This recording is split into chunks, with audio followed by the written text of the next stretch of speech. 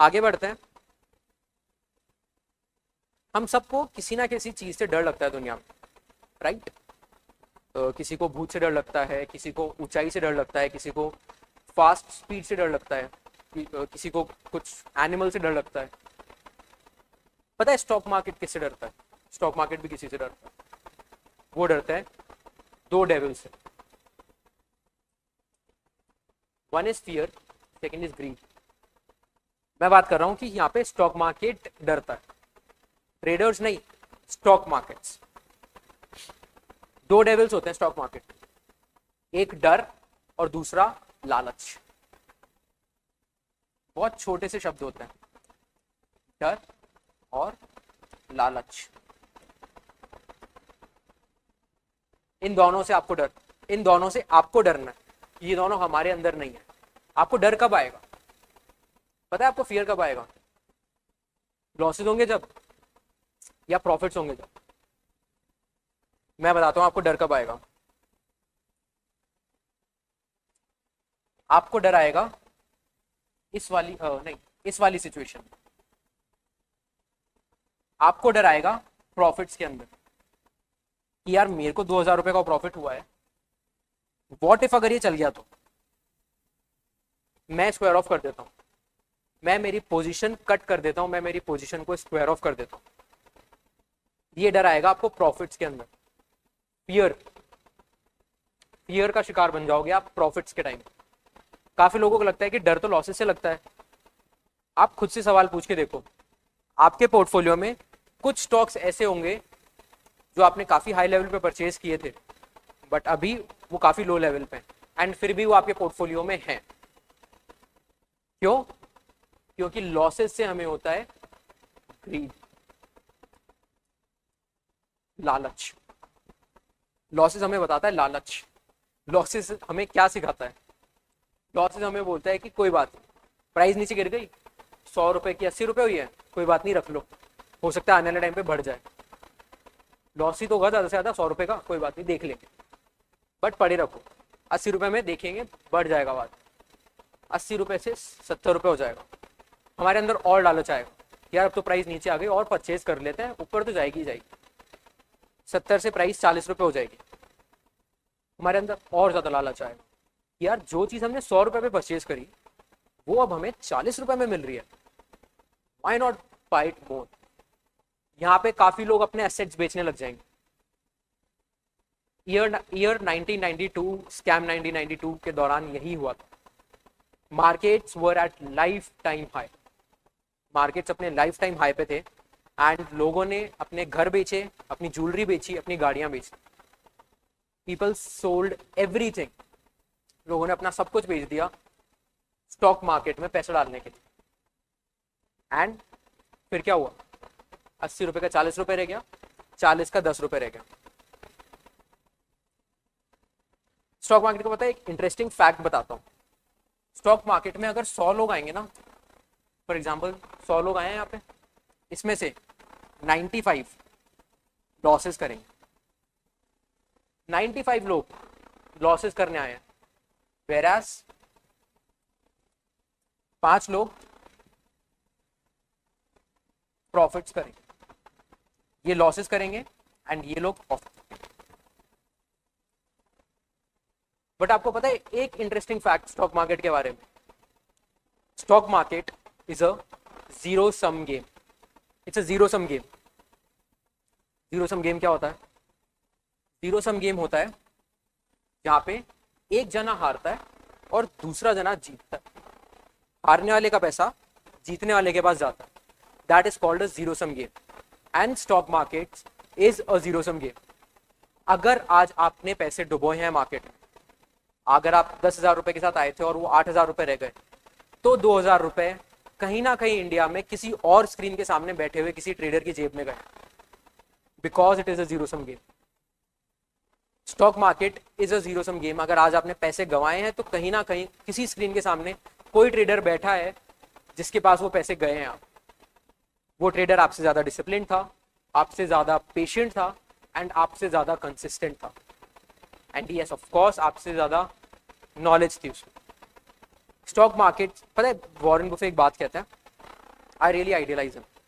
Stock market के बारे में एक बात कहते हैं, stock market is just a transportation tool to transfer the money from the pockets of impatient to the patient ones. Stock market सिर्फ एक ट्रांसपोर्टेशन का जरिया है सर। किसके लिए? पैसे ट्रांसफर करने के लिए, from the pockets of impatient one two the patient one. Impatient लोगों की जेब से पैसा निकाल के पेशेंट लोगों की जेब में डालने वाला एक ट्रांसपोर्टेशन टूल है सिर्फ एक स्टॉक मार्केट, और कुछ नहीं। ऐसा क्यों बोलते हैं?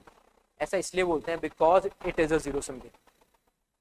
अगर आपने कल पैसा कमाया, फॉर एग्जाम्पल कल आपने 5,000 रुपए कमा लिए स्टॉक मार्केट में, कहीं ना कहीं किसी और स्क्रीन के सामने कोई ट्रेडर बैठा है जिसके पैसे आपकी जेब में आए हैं। वो ट्रेडर हो सकता है ज्यादा इनकंसिस्टेंट हो, ज्यादा इनडिसिप्लिन्ड हो, या फिर इम्पेशेंट हो, या फिर नॉलेज कम हो। बट अगर उस ट्रेडर ने पैसे कमाए और आपके पास उसके पैसे आए हैं, तो आपने उस ट्रेडर की जेब से ही लिए पैसे, आपने उस ट्रेडर के पोर्टफोलियो से ही लिए पैसे, क्योंकि आप ज्यादा डिसिप्लिन थे, आप ज्यादा नॉलेजेबल थे, आप ज्यादा कंसिस्टेंट थे, आप ज्यादा कमाने की टेक्निक आती थी, आपको स्ट्रैटेजीज आती। And that is why stock market is a zero sum game. 95 लोगों का पैसा सिर्फ इन 5 लोगों के पास जाता है, सिर्फ इन 5 लोगों के पास, बट पैसा जरूर जाता है।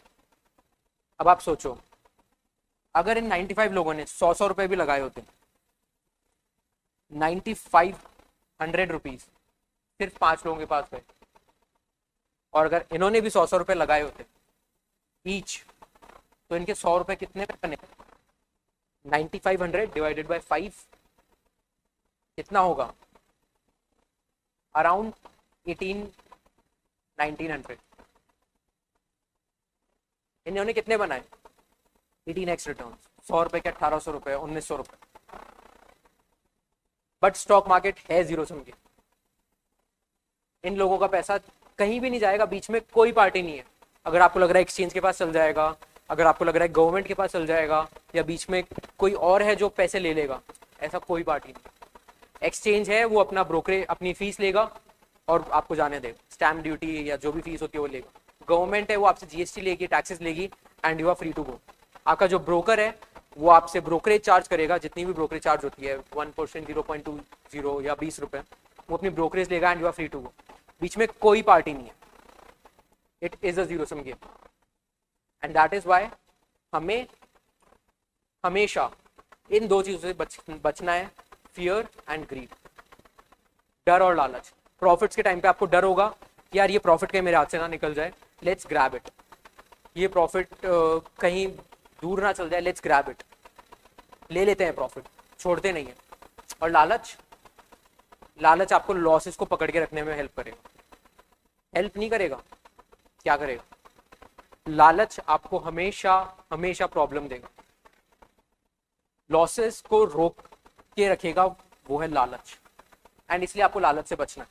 अगर कोई स्टॉक प्राइस नीचे जा रही है ना, उसको जाने दो, सिर्फ अपने स्टॉप लॉस पे काटो। उसके नीचे कहां जा रही है आपको नहीं पता, दिल पे हाथ रखो और बोलो 1 स्टॉप लॉस ट्रिगर। सो